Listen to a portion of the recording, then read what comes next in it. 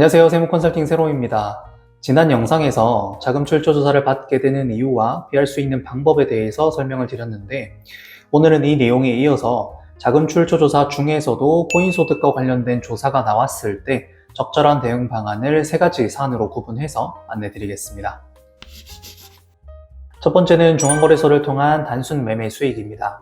자금 출처 조사에서 가장 기본이 되는 사례는요, 본인의 근로소득이나 사업소득을 투자자금으로 해서 중앙거래소를 통해 코인을 단순히 사고 팔아서 수익을 얻은 경우예요. 이 케이스는 거래소에 요청한다면 매매 내역을 비롯한 관련 자료를 받을 수가 있고요.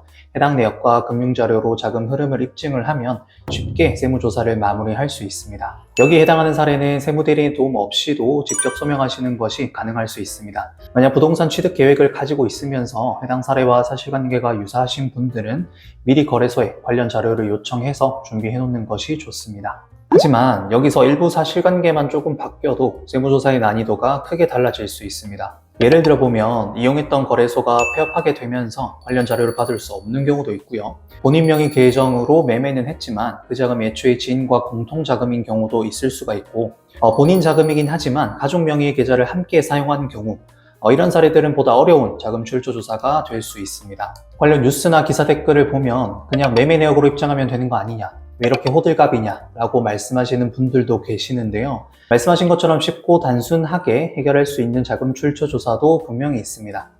하지만 현재 코인 거래소에서 얻을 수 있는 자료는 주식 자료처럼 그렇게 구체적이거나 친절하지는 않아요. 또한 코인은 주식과 다르게 워낙 종류도 많고 거래 방식도 다양하고 상장과 폐지가 빈번하게 발생하기도 합니다.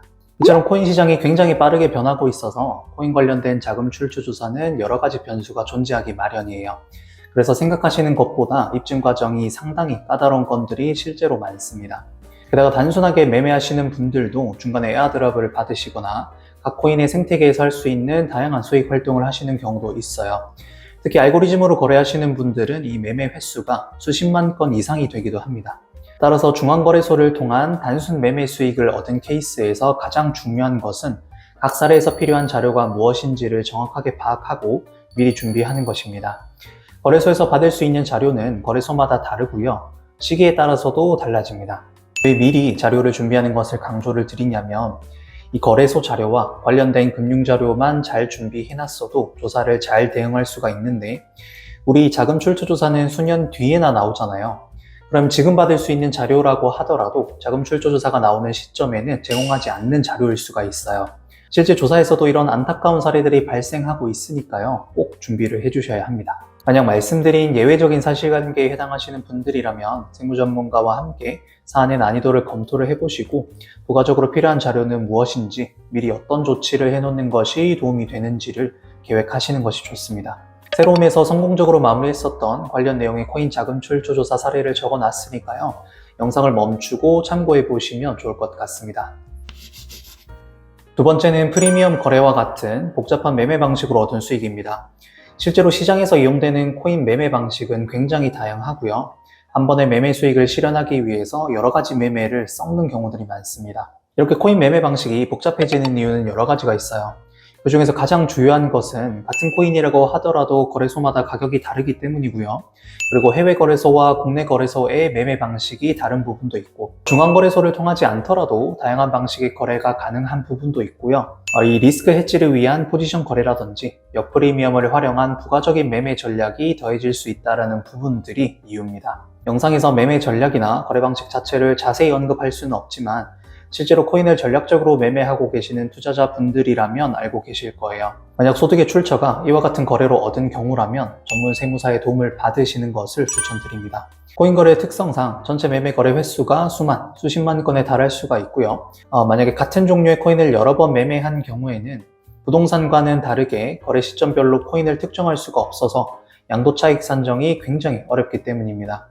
또한 실질적으로 한 개의 목적으로 거래를 한 것이지만 해당 거래 양도 차익을 입증하기 위해서는 여러 가지 거래소를 관통한 전체적인 자금 흐름을 파악을 해야 합니다. 따라서 조사 공무원분들이 이해시키기 위해서는 매매 소득을 산정하는 노하우와 세법 지식이 반드시 필요합니다. 관련 내용에 대해 실제로 진행했던 코인 자금 출처 조사 사례이니까요. 이번에도 영상을 멈추고 참고해 보시면 좋을 것 같습니다.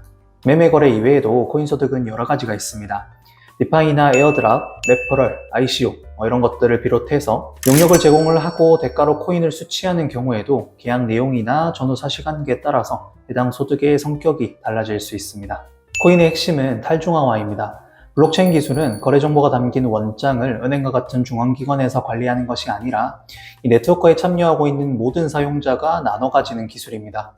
이렇게 분산된 작업 증명 방식으로 정부나 중앙은행 없이도 기술적으로 운영될 수가 있기 때문에 탈중앙화 성격을 가질 수가 있고요.